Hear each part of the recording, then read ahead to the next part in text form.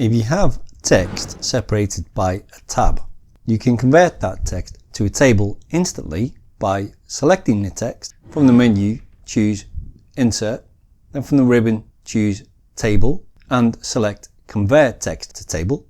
Check your number of columns and rows is correct. Ensure Tab's radio button is selected and click OK.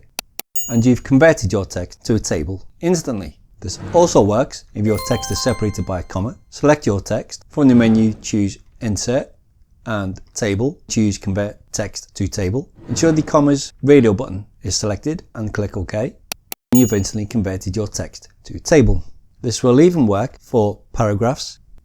Select your text. Choose Insert from the menu. Choose Table. Select Convert Text to Table. Ensure Paragraphs is selected and click OK.